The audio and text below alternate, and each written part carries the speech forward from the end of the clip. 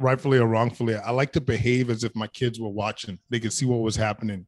And for me to, with the platform, not to stick up and do the right thing, it never sat well with me.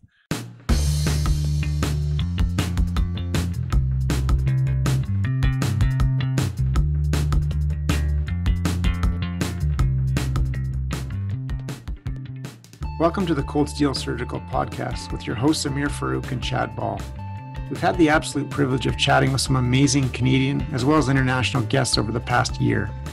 While the topics have been broad in range, whether clinical, social, or political, our aims for the podcast continue to remain the same. We hope to inspire discussion, creativity, scholarly research, and career development in all Canadian surgeons. We hope you enjoy our second season as we continue to highlight some incredible guests, deliver detailed masterclass sessions on a myriad of clinical topics, and introduce some fresh new features such as debate and companion formats. We hope you relish the podcast as much as we do.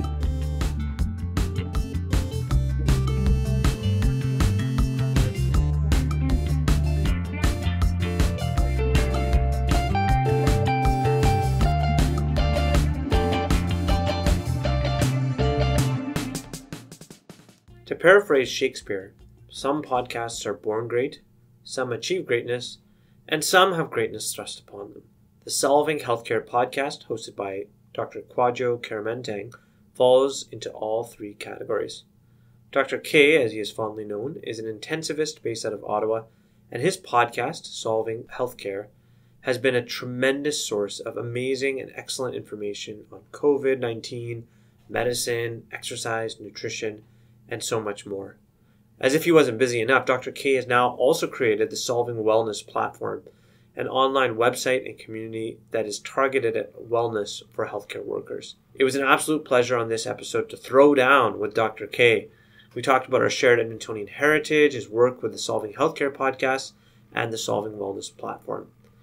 We are super excited to announce that Cold Steel listeners can receive a free membership on the Solving Wellness platform if you go to the Solving Wellness website, www.drquadwo.ca/solvingwellness, and enter promo code COLDSTEEL. You can get a free membership with the Solving Wellness platform. There are only 10 free memberships, so hurry and join as soon as you can. Remaining listeners can still get a 15% discount on their membership fees at Solving Wellness if you use promo code COLDSTEEL15. And enjoy our conversation with Dr. Kwadwo Kyeremanteng from the Solving Healthcare podcast. Dr. Kyeremanteng, thank you so much for joining us today on Cold Steel. It's a pleasure to have a true bona fide Canadian podcasting icon on with us on the show today. So thank you so much for joining us. Amir, I'm jazzed up for this, buddy. I'm really excited. Thanks for having me. This is big. So listen, we're three Edmontonian boys on the call today. What? Yeah, it's crazy. I didn't realize we were representing E-Town, all of us. Yeah, that's right. Oh, stand up! I know it's shocking. It's shocking. There are things that happen in E-Town besides the West Edmonton Mall. So I want to talk about that. Like, tell us about growing up on the mean streets of Edmonton. Where in the city did you grow up, and how did that shape you? It's kind of funny when you mention it, Amir. It is kind of mean streety. Like, I grew up in the West End, about 10 blocks from the mall, in a community called Aldergrove. And now I look back, number one, I'll say my youth, like the crew that I grew up with, was an unbelievable childhood. You could go outside and you had about 2-3 kids your age that you were ready to play with. And so I was always outside playing hockey, basketball, soccer, football, anything you could think of. We were in the mix, but it was like a good mix of kids like that. Some didn't make it out of the hood. Most of them didn't make it out of the hood, and got into some,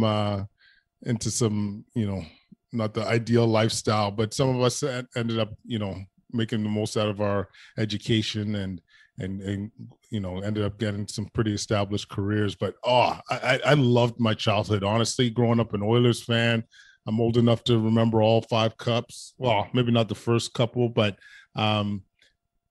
just especially growing up playing hockey, it was pretty special. But Alder Grove, you know, I would walk to the mall.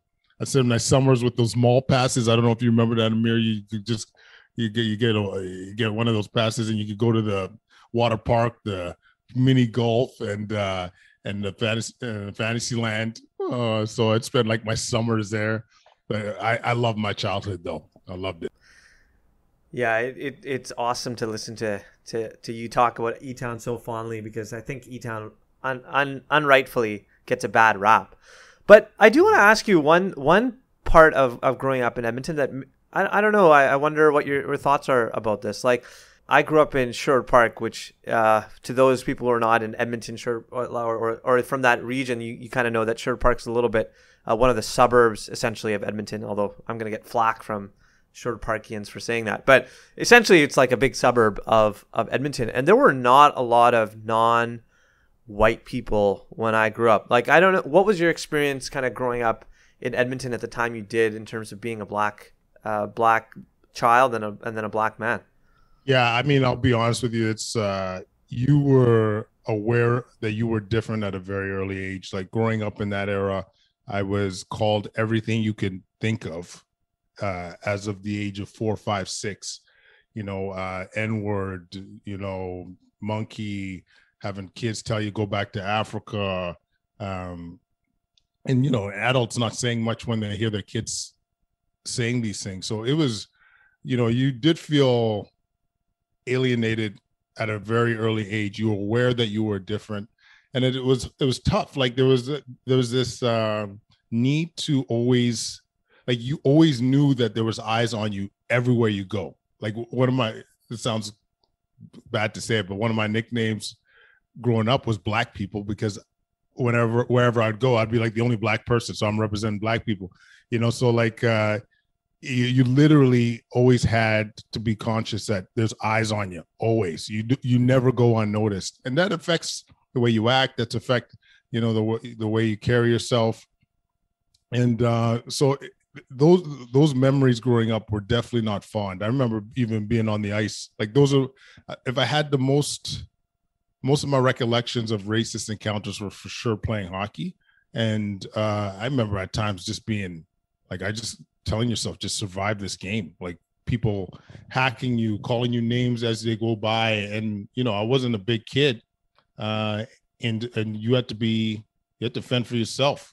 And it was tough, and I think it definitely shaped me to who I am now. Though, like, I think as a result, you end up being a bit more resilient individual. You like, we kind of have that chip on the shoulder, saying like, I'm not gonna let these guys dictate my future or dictate who I am just because I look different.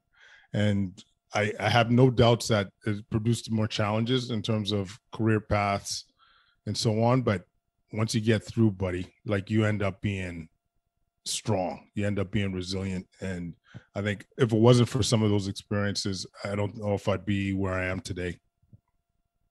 Yeah, it's true. It's, you know, again, speaking humbly and as a middle-aged white guy, effectively, I certainly can't identify with what you guys would have experienced. But, you know, that's been my observation as well.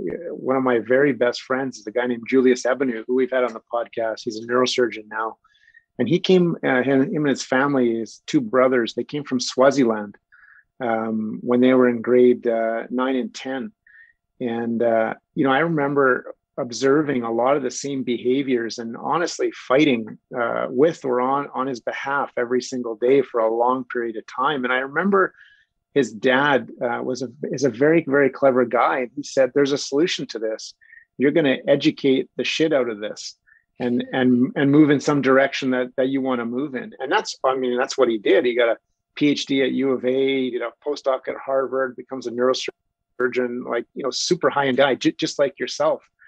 I'm curious from your point of view, you know, growing up in the environment you described, what are some of the things that maybe allowed folks like you and Julius to be so successful versus others who maybe, you know, as you said earlier, sort of maybe are still on the mean streets of where they grew up or left there? Yeah, that's a good question, Chad. And it's just to put a finger on, like, I know my parents were big on education, like huge on it. And that even had the foresight, like I went to Holy Cross, like a French Catholic school. And Right. like my parents don't know shit. Like they don't speak French, but they had the kind of the insight to say, like, let's make this kid, like to make the four of us or three of the four of us multilingual. And so it was always a point of emphasis. And I don't know, like my parents really modeled, you know, they modeled that, you know, you got to aim high. Like I got two of my sisters are dentists, and you know, my parents weren't like my dad was a manager of the farm safety program for the provincial government, and my mom did clerical work within the provincial government as well. But it was just clear that we got to aim high, and you know, my parents were strict. They you come back home with even mediocre marks, and they would say, like, this ain't good enough. They're constantly saying this ain't good enough. Remember, look at the color of your skin, buddy. You know, like if you're up against Jason Smith and you have the same credentials, who the hell do you think they're going to take? And so that constant messages was instilled in you, like you need to do more, you need to keep banging at it. And I don't know, like part of me wonders too, like I was an asthmatic kid and had this amazing pediatrician, actually Conradis. I don't know if you know them from, yeah. So is depending on which Conradi you're talking about, the grandpa or the dad was my pediatrician. And this man was phenomenal. He walks in the room and you're like, all of a sudden, you know, you're okay. And to have that kind of, what's the word, that kind of impact on a child and their family, that's forever imposed on you. And I remember thinking, I want to be able to do the same thing. You know, all these things I think helped in terms of pushing forward. But I mean, once again, it was an uphill battle. Like once you get a chance to, you know, apply, once you get a chance to get your foot in, even like I've always had to, unfortunately, have those extra layers of steps to get to where I am. But yeah, it's a good question, Chad.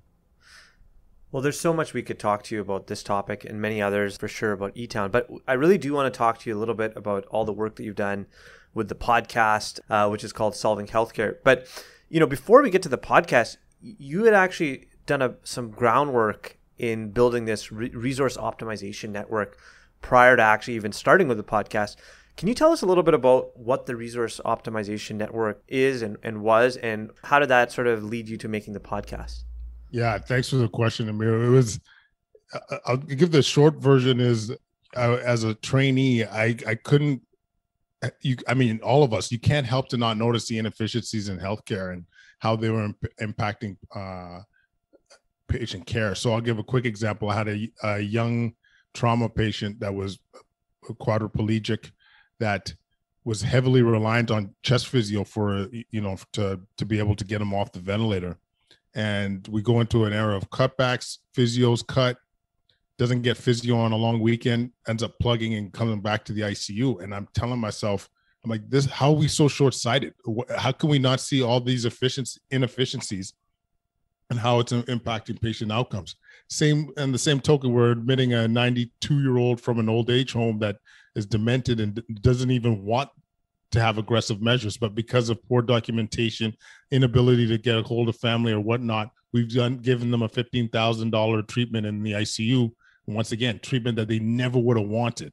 And so I'm like, we got to do better. So for me, ended up doing a master's in health admin, got a resource optimization network we produced by just gathering a team. And it was doctors, nurses, health economists, pharmacists, members from Telfer School of Management, you know, which they've been amazing for helping out with modeling and so forth. And to me, the reason I've been putting so much emphasis on cost is because when it comes to decision makers, they care about that bottom line. If you can show them that an intervention is going to reduce your spending and improve outcomes, it's like, how can you say no to that? So then we just hustled, put together a ton of projects. You know, at our peak, I'd say we're doing about 20 publications a year.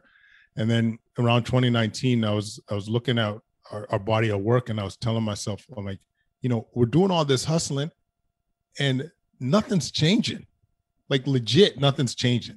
And so then we spawned the podcast Solvent Healthcare, just to try and improve that knowledge translation piece. But yeah, so it kind of stemmed from the clinical side, seeing the inefficiencies, and then really building a team to try and come up with solutions on how we could be more cost effective. I'm glad you just said that, because it sort of reaffirms maybe that this is a problem everywhere.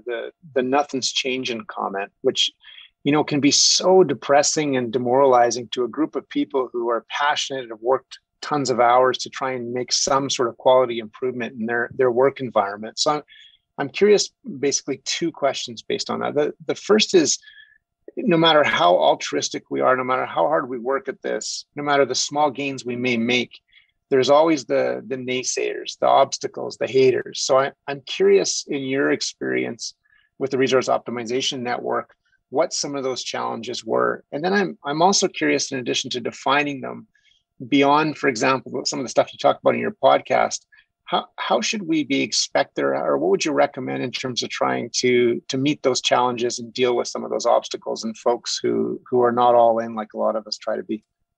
Yeah, this is a fantastic question. And I don't know if I'm the best person to answer, but I'll tell you my approach has been. So, we talked about earlier, some of the, you get that body armor or the resilience, I think, by some of the, obstacles you go through as a kid, or even growing up and within medicine. And often when you hear this is who cares about this research, or like, we're not really interested. Yeah, some of us would be like, okay, maybe I should switch gears. But developing that resilience and you having that vision, you realize that not everybody is right, even if they have that title. This was something for me, for example, which was so obvious that this is such an important issue. I'm like, how could we say no to approaching these problems? Because there was tons of naysayers. Like I funded my own research. I ended up, hiring my own research assistant, by the way, which was one of my top moves in terms of in my career. Cynthia Wen, thank you. Paid $20 an hour to try and ramp up my productivity. But there was, the groups I was part of, no one wanted to fund this. And I just, the vision was screaming to me. I'm like, this is too important. I think this is going to work. And so my answer to you, Chad, was mostly I just show the product. I instead of trying to, maybe get more buy-in by the people that are decision makers and so forth, my approach was like, I'm just going to show you. I'm going to show you that this is legit. Even though you don't want to fund it, you're going to say it's not research, looking at cost evaluations. I'm going to show you that it's going to make a difference. Like, I love it when people, honestly, I love it when people say, like, you can't do this. It's actually kind of like, it's almost an addiction. It's kind of like, I don't know if you guys watched the Michael Jordan documentary, Last Dance, I think it was called. But along those lines, where like, yeah, you washed up MJ, and be like, okay, all right, I'll show you. It's time to dance. Same thing with the research. It's like, okay, we'll put together a team. We'll start with some low impact journals, putting some publications in there, and then before you know it, you're producing papers in BMJ. We got one coming out in New England later. This should be any time now, actually. And honestly, it was because we just started to produce. We made that decision to just do it. You know what I mean? And then others will follow. And before you know it, when you have that proof of concept by publishing, by doing it, how can they not follow? And that's been my mantra, and it's served me well. Yeah, that's great advice, right? You see that across all fields. I think we all do. People that feel slighted and use that as fuel. And a lot of the hyper performers like you that we're around, day to day, and there's not that many of them. that is a really common feature and driver in their professional and sometimes their personal lives as well. So good on you. Keep going, and what you're doing is amazing. Well, thanks very much, Chad. I think that's a good segue to actually talking specifically about the podcast. And, it's been fun in preparing to talk to you to go back and listen to a bunch of like the very beginning, the first couple of episodes. And like the clarity of vision was there right from the beginning. And one of the things like that I loved, like right from the get-go, you're like, listen, this podcast, it's not going to be something where, and you do this like great nasal kind of voice, like, oh, what was the p-value? Was that significant or not? I was like, this guy knows exactly what turns people off. Like, why do you think that it's been so hard for like health professionals, physicians, scientists to actually make that transition to being able to talk to a general public and actually make bridge from science to actually talking to a general public? Oh, sorry. It just brought me back. I almost forgot about that clip, which, yeah. All right, let's talk about that p-value and the number needed to treat amongst the, I think, honestly, it's because we don't have that much diversity in who we bring into medicine. It's very type A. We're very sheep-like. We follow the leader. We don't divert from the norm. And if you take a step back and ask yourself, what's going to produce more effective knowledge translation? It's not just going to be producing papers and talking amongst the already converted or, amongst our colleagues, like I think, I'm not sure how you breed this in amongst clinicians, but we need to be thinking more outside the box on a routine basis. And I don't know if it's just not well received. Actually, I know it's not well received. That's part of the problem. If you're approaching a problem in a different way, it's just not widely accepted. And like I'm going to get a bit of slack for this, but I look at the world of critical care. When we look at our research, we have not moved the needle in years in terms of like our publication outputs. Yeah, you could add steroids and we improve mortality by like 2%. Then the next study is showing it's a negative outcome. Like all these kind of approaches that are not moving the needle at all. And then you got to ask yourself, why are we approaching it the same way? Maybe we got to be more creative. Maybe we got to have a more personalized approach to our studies. Maybe we got to ask the question, steroids seems to help for some people. Let's find out who that is.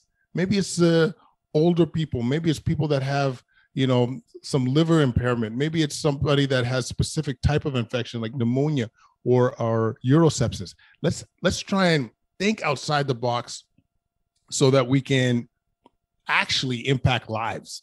And so, I'm totally going off on a tangent, but the point of what I'm getting at is we need to encourage thinking outside the box. And part of that too, for me, was when it comes to communicating some of the large efforts within healthcare, it has to tailor to a more generalizable audience. Like it can't just be to people that are, getting into the weeds. And because I'll tell you, one thing that I've learned too is the more people you invite in the discussion, the more perspectives, the more diversity in opinions and ideas, better solutions. Like I can't tell you how many times, like when you have those like patient representatives on quality meetings or what have you, and they'll be like, they'll come and be like, yo, you ever think about doing this? You ever think about just putting that exit area near just left to the desk? And then everyone be like, whoa, man, that was fresh. And then the person just drops the microphone, just walks out of there like he's bawling. But it's so important. It's so important to have that wide perspective. It's true, eh? Like I'm sure you're very familiar with Scott Page's work, the diversity equation, and sort of what that means. And it's fascinating to listen to him talk about, being called into everywhere from Mercedes-Benz to, much less famous commercial entities, and talk about diversity and why it's important, and all the points that you raised in terms of productivity, thinking inside or outside the box, depending which term you want, moving forward, efficiencies, relevance. And it's just funny. He says, he's often met with sort of mouth open, bewildering looks by folks who just don't seem to understand that. Oh, 100%. Have you guys read the book by Adam Grant, Think Again? Yes. Oh my God. Tell me that was, I just finished it. That's why I'm like, it's fresh on mine, but tell me that wasn't incredible. Like just that lens of how to expand your thinking, and just giving people that permission to question the status quo and how to approach these things. I don't know. Sometimes you read a book. I listen to books mostly now, but you're just like, I need to listen to that one again. I know I'm going to go back to that one because there's some gems in there. Yeah, totally. I mean, that message in that book is not per se new, but the delivery of it is comprehensive, and it's great. And it's, I often think when I listen to that topic and think about it, it's interesting to me, sort of who that, like people around us where that is sort of innate. It's an innate understanding, and they just kind of intuitively get it, versus the majority of us, I think, that have to work on that, intentionally going forward to improve, for sure. Yeah. Sorry. Yes. I just think that, as you mentioned, that the way he packaged that, the way he presented it, the examples he gives was just so relatable and just inspiring too, to kind of just, I don't know. It just makes you want to rethink. It makes you want to see how we could improve on so many of our, processes and so forth. Cause I don't know. It was just so inviting. I can't speak about that book enough. And actually he showed up on the most latest episode of Knowledge Project with Shane Parrish, and it's a nice little summary. I don't know if you listen to that podcast, but it'll change your mind grapes. It's amazing. Okay, so sure, yeah, it's great. It's nice to get the word out there, but like I'm particularly impressed by how you navigate these topics, because and we'll get into this a little bit, because obviously COVID-19 totally took your podcast in a different direction and launched it. But when you're trying to break down a complex topic, like any of the topics that you've had on the podcast, there is this dance that you have to do between getting into the weeds enough that people actually understand some of the nuances. I think one of the big problems with like science journalism or medical journalism is that journalists tend to sensationalize things, kind of weave a story when perhaps there isn't one, or gloss over the details. But you seem to do a very good job of being able to stay nuanced while at the same time making sure it's general enough. No, I appreciate that, Amir, question, because it comes down to one of my main principles of when it comes to not only communication but life, is like Pareto's principle, like 80-20 rule. For those that don't know, it's kind of like if you're a business owner, you look at your revenue stream, and what rule comes through almost always is that 80% of your revenue comes through 20% of your clients. So the whole argument is really focused on that 20%. And Pareto's principles everywhere when it comes to your happiness, when it comes to traffic, when it comes to your workouts, like what gives you the biggest bang for your buck. And so with every problem, I almost approach it that way. When even when I think of like COVID response, like I'm out in Ontario, and one of the things that was screaming to me, which was really unfortunate, was that more than 80% of COVID cases was coming from a small area, like within Toronto, the GTA, so Peel, Scarborough, that area. And to me, it was like, we need to focus resources where the fire is. Look at that 80-20 in terms of what's really driving cases in Ontario. And same thing when it comes to on the show, trying to communicate. It's like, what is the message that you really want people to go home with? What is the thing that is going to make it click or stick, I should say? And so that's why, you could get caught up in the weeds in terms of a topic that doesn't give you that much value. But ask yourself, what's going to make that message like close to their heart? What's going to make them leave the show and be like, man, I won't forget that that topic. I won't forget that message. And so that's kind of the general principle I use when it comes to, this overall strategy or overall focus when we do our shows.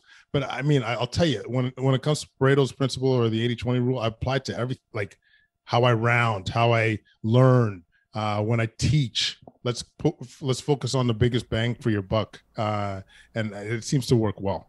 I mean, part of it, I think, is the guests that you bring on. The guests that you've brought on have become, even if they weren't stars in there before, they've gone on to become real stars. And I think in no small part due to being on the podcast. Certainly like Heidi Tworek, for example, I had not heard of her name prior to her being on your podcast. And I listen to her religiously now. I follow her stuff on Twitter all the time because her insights are just dynamite. Like all of them, like Suman Chakrabarty, like a bunch of the guests that you have brought on the podcast have been just dynamite, and they kind of understand how to do this dance too. Like, how do you find such good guests? Because that's a hard thing to do on a podcast for sure.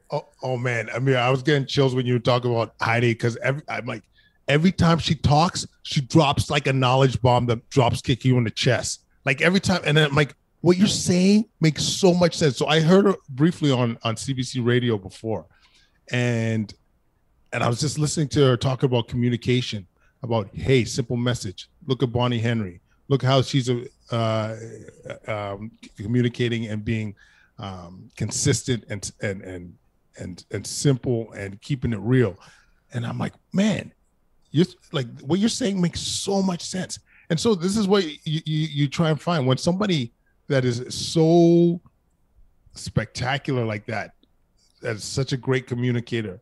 You hear them speak, you got to reach out. So to me, it's one of those things that, you hear them, you hear what their overall message is, you hear how they articulate. Like Monica Gandhi, when I reached out to her the first time, she might have had 900 Twitter followers. Look at her now, man. Yeah. You can't even She's touch. Exploded. Yeah. But like, once again, what a great communicator, keeping it simple, focusing on the major topics and simple message. I don't know. Like, to me, that's kind of the theme. Like, I guess we've had some like dry shows too, where you like the topic matter, but then you're like, yeah, man, this cat's boring as hell. It's just like, you try and pick them up and be like talking about something that maybe makes them giggle or something, and they're like, no, it ain't biting. But this is the thing. I always say, swing, man. Always consistently swing and just learn. Like, or what's the expression? It's fail fast. Like I've learned, for example, and I think that you guys appreciate this with your show too. The people, they don't care who the guest is. You could have the biggest name guest in the world. You could have, I mean, say there's exceptions to that. If you have Barack Obama on this bad boy, the whole country's listening to that. But it's more about the flow. It's more about the communication. It's more about the connection. Like right now, I'm telling you, people are loving this cast so far. Let's get real. People are loving this one, right? Yeah, we're loving it for sure. Yeah. By the way, Barack, if you're listening, you're open invitation to Cold Steel and Solving Healthcare anytime. We'll make time for you, baby. Just not on weekends. That's right. Kidding. Anytime, buddy. Anytime. Okay. Yeah, he's just on the other line now, guys. I'll be back in a sec. So, was it hard to get into COVID? How much did you think about that when pivoting talk about that? Because a lot of the episodes have become about COVID, and I think rightfully so, because that is there's nothing else to really talk about over, the last year and a half. But that must have been kind of nerve-wracking to kind of insert yourself into that discussion. So nerve-wracking, buddy. I got to tell you, the motivation for it was a fewfold. One, I thought there was a lot of fear being thrown into the conversation, like a lot of fear-based approaches, which is counterproductive when it comes to public health and on all the principles that we've always learned about. And so that was one motivator. The second motivator was, which was the part I was most anxious about, in the first wave, we needed to do what we had to do in terms of do a severe lockdown. We didn't know anything about this virus. Like, we needed to gain information, but like anything else, there's got to be a level of balance. And when you start to see some of the negative sequelae by our restrictions, the delayed cancer diagnosis, the child abuse, domestic abuse, late presentations in terms of people coming into hospital, once again, because of that fear messaging. I'm like, we got to increase the awareness of these problems, man. Like, we got to do something about it. Like, it's like all of us in healthcare, like some of us more than others, you have to have that kind of a holistic approach and say, like, if we're going to diurese a patient, how's it going to affect their kidney status? How's it going to affect their heart? And so we weren't having that discussion, and it wasn't safe to have that discussion. And I was seeing directly the consequences of us not having those discussions. When I see that MI that's probably presented 2 days ago, or like symptoms had symptom onset was 2 days ago, and they're coming in too late and they're dying from their heart attack because they were too afraid to come in the hospital. That's a problem. You know what I'm saying? And so, it's part of also, like, probably growing up as this might seem out of left field, but growing up racialized in a city like Edmonton, you stick up for people that can't stick up for themselves. You do the right thing because you know how it feels. And so for me, when I was, we interviewed Michelle Ward, and she's telling me about the child abuse that was going on during the restrictions and during school closures. I'm like, when you hear this, you can't unhear it. You can't. And for me, it's just not within my values to just be like, okay, I guess this is the way it is. I guess maybe we should just like do nothing about it. No, man, it's time to lead when people are in trouble, especially kids. Like I thought I was going to be a pediatrician, but I just got a real soft spot for the kids. And so when I, like my latest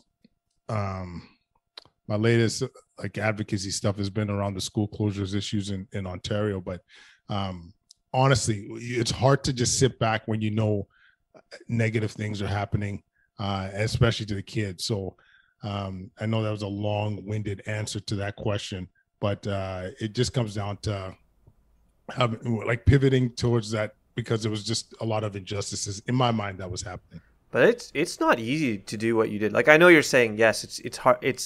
It's hard to sit back, but I'd argue that it is not easy to put your neck out there or stick your neck out there on a topic like this. You'll get flack from other physicians. People will be like, well, how in the world can you say that we shouldn't close schools? Do you not care? Do you not care about people, the lives of people? Do you want COVID to run rampant? That is not an easy topic. And you don't want to be in that camp of anti-vaxxers. It's almost become so politicized now that you end up being in one of these camps, right? And so trying to strike a balance between those two camps is like incredibly difficult. I don't know how you did that, honestly.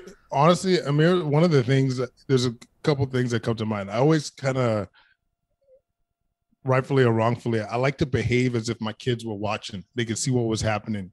And for me to, with the platform, not to stick up and do the right thing, it never sat well with me. And the other thing that I think, this part I find, I'm not perfect at this, but I try and be an example of not caring, not following the script, not avoiding something because I might fall into a category.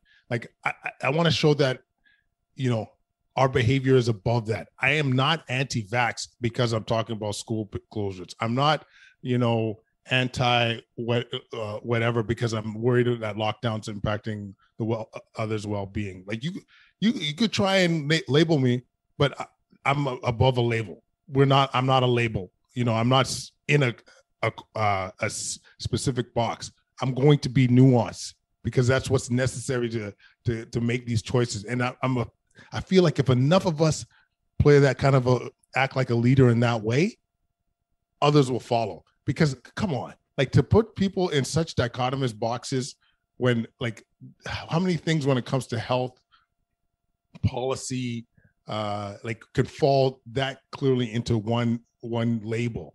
You know what I'm saying? So I just it's hard. Like if I told you some of the stuff I've gotten, like I've had people come up to me and say I'm dangerous, and your positive messaging is dangerous.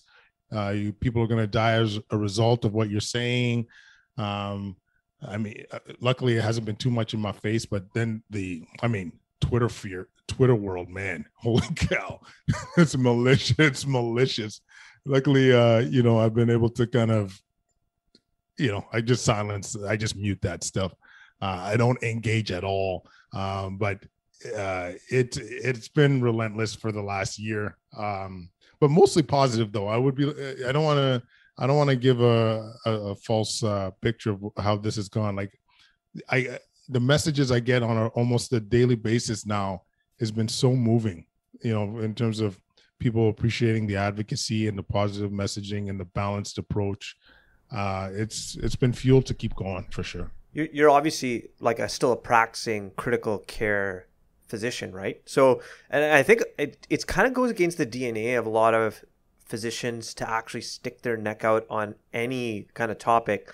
One, because I think on some level we all get worried a little bit about being seen as biased or unprofessional, in whatever that means. And then the second thing is, you kind of worry about, how this will be perceived by other people in your department, your department head, and how that all plays out. Like, how has that kind of played out, even like locally in the place that you work, even in terms of, I'm sure, this has taken a lot of your time as well. How have you kind of managed that whole piece of your professional life with this quote unquote side hustle, although it's kind of ridiculous to call this a side hustle?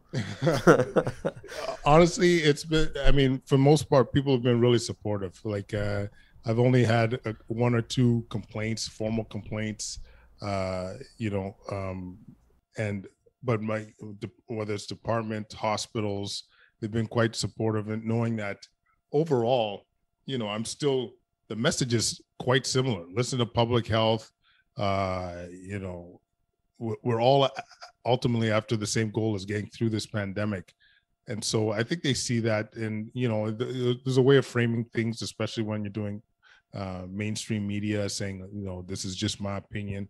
But I mean, I don't know if, like, I started as department head from my department as of July 1st. So despite all this, the hospital still had faith in putting me in a leadership position. So, I think people just see, the intentions, which is to get through this, and the one thing I will say too, Amir, when it comes to COVID and COVID response, and I mentioned how this fear approach is, in my opinion, is a negative one.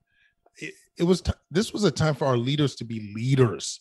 Like I was saying, you were in a time. Say if you're in a time of war, imagine some of these, Roosevelt or whomever was just like, man, you guys need to do better. We're not going to get through this. Like we're struggling, as opposed to like, you know what? This is the steps we need to do collectively to get through this. And we're going to get through this. Please get vaccinated. Please listen to public health. We could get through this together as long as we're unified in this goal. Man, like, why not have that twist? And so I think when you see someone like myself going on the media, whether it's through the podcast or mainstream, saying we could get through this. This is what we need to get through this, but we'll survive this. We'll get through this on the other side. It resonated with people, and it's because that's what leaders do. I don't know when this fear tactics started to become a more mainstream approach to things, but I guess the short version of what I'm saying is that, or the long version, I guess now, is that people have been supportive. And I think it's because the general message of trying to get through it and having that positive slant on things, it gets to people. Yeah, it's been very disappointing in some ways, like to have a worldwide crisis and for all of us to go through it. And actually, in some ways, we're more divided than ever. Everything has become so much more politicized. and certainly, you know, our leadership has in many scenarios kind of abdicated their ability to lead. It's been really very disappointing from that perspective. You know, like if the aliens were invading, you know, we could have maybe mounted a response, but somehow, like, the fact, and maybe it's just the nature of the disease, like we all, you know, we're having to be at home and isolate, and so that's why. But it's been really, really disappointing. That's an interesting point you make about the nature of the disease. I never really thought of it that way before. Because we can't all be together. And usually if we were spending more time together, we would, things would present itself differently. But yeah, it's an interesting perspective. But I still think, you know, because we still got our work to do. You know, we're on the better side of it, in my opinion, but it's still important to hopefully for leaders to show true leadership qualities during this time. I do want to highlight another initiative of the, I don't know how many 10,000 things you're doing, but another initiative that you've recently started that's just phenomenal, which is the Solving Wellness platform that you've built. Can you talk a little bit to us about Solving Wellness and what is going on with that? Yeah, thanks, Amir, for acknowledging the wellness initiative, because I think it means a lot to us, especially because we saw how much burnout was happening pre-pandemic, and now during the pandemic, when we're seeing people leaving the profession, like we just felt compelled to do something about it. So we applied for a grant and was awarded through MOFOR to help clinicians with burnout. So we have online live and recorded fitness classes, yoga, nutrition advice, cooking classes, guided meditations. We have a cognitive behavioral therapist that helps with mindset and stress management. Like, we wanted to do our part to try and mitigate the burnout risk amongst clinicians, because for us to take care of our patients, we have to be on point, man. Like, we got to be ready to go. And the biggest worry I had is that as we are going to see more and more, you know, the baby boomers are coming of age where they're going to be, you know, saturating the healthcare system. We need all hands on deck. And so, yeah, we produced this platform, and it's been so amazing so far. We've got about 125 members so far. It's been about a month, and the feedback has been great. The instructors have been great. We've had people donate memberships. And Amir, if it's okay with you guys, like Cold Steel Posse, like I'm not sure when this busts out, but if they use a promo code Cold Steel, they'll be the first 10 people will get a free membership for reals. And because I think we're just trying to spread the word, try and engage as many healthcare providers as possible. And if they use a promo code Cold Steel 15, they'll get 15% off sign up fees. And because like what we say on the show, we try and change that boogie. We're trying to change the boogie, you know, within healthcare. That's fantastic. So what is actually on the platform? Yeah, so you will log in, and whether it's a live or recorded version, you're like, you know what, I'm in a community of like-minded, or not like-minded, but like people that have a shared experience of taking care of people in the healthcare system. And you have workouts that you'll have access to, yoga classes, guided meditation. You wanted a cooking class on, that's provided. You have recipes. You have a community too that you could chat with. Like, one of the things I dropped in just yesterday was Adam Grant's book. I was like, hey guys, this is a great book on how to approach thinking, and just have that dialogue within our community. It's been so rewarding, honestly. And you know, I just think, once again, if we could amplify by making sure our clinicians are taking care of themselves, like we will be that much better at the bedside. And I just hope that, you know, and the other thing too is some of the things that we learn within there. Like we do a lot of discussions on, you know, different approaches to nutrition, like say for intermittent fasting. A lot of healthcare providers are interested in that. here's some resources to say how you do it, what the benefits are. And if you feel like that it's a win, you could provide that for your patients too, and just amplify the message that way. So it's just been this incredible experience having that community feel to it. And, I'm a doer. Like, this is an idea that came relatively quick, but we saw the need during the pandemic and we're like, screw this, we're going to start this right now. And thanks to my team, Julia, Sarah Dickinson, you guys have been great in getting this bad boy up and running. Yeah, that's phenomenal. I mean, one of the interesting things is that, I think a person could reasonably ask, why specifically develop a platform for wellness for clinicians or for healthcare workers? But, like, our challenges are kind of unique. There is a big role for having someone who understands what those challenges are from our perspective. Because, I'll give you an example. We had Jane Lemaire, who is an internist in Calgary, and she's been, a huge person with regards to wellness and burnout in Calgary. And she did this study where they looked at what people ate during their day and their cognition and all that kind of stuff. And it was terrible what clinicians were eating. What are the specific challenges or things that healthcare providers face in terms of burnout that you feel like that Solving Wellness can uniquely kind of challenge and target? I love this question because there's so many. So one of the topics, for example, I forgot to mention is sleep. So we did a live webinar for people to ask questions that do shift work, for example. What you eat, and same thing along those lines. What do you eat during shift work, especially if you're going to try fasting? There's a moral distress. Like, we have, all of us, Chad and Amir, we've all had those situations where we've had to take care of patients, and it's been a challenge. It's been a struggle to see them go through what they've gone through, especially during COVID. For me, for example, one of the most distressing things in the first wave was seeing people die by themselves, people saying goodbye to their loved ones via FaceTime. Like, that was horrific. And so that's a shared experience as a healthcare provider, you know what I'm saying? Of like, whether it is what you eat, whether it is how you sleep, whether it is that moral distress, or just that any of those experiences is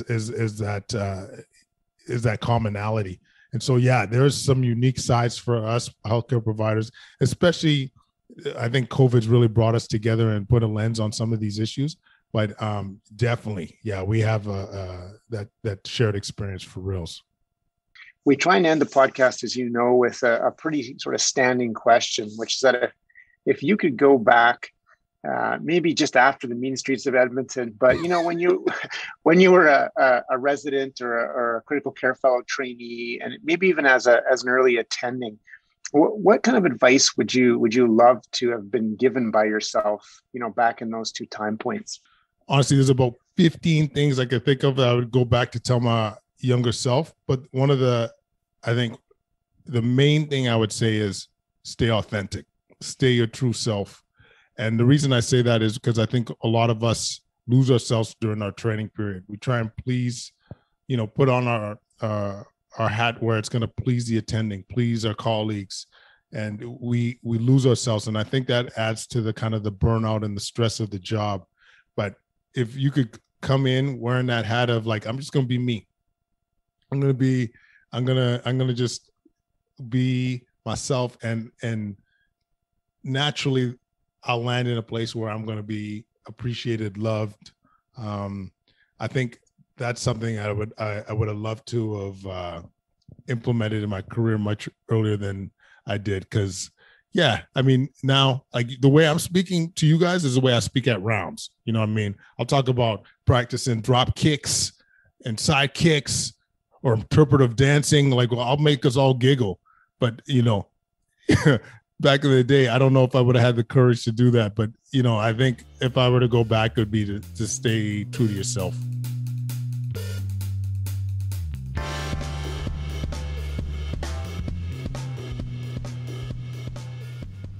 You've been listening to Cold Steel, the official podcast of the Canadian Journal of Surgery. If you've liked what you've been listening to, please leave us a review on iTunes.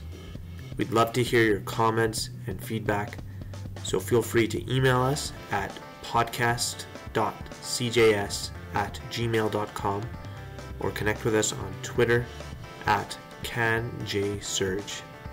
Thanks again.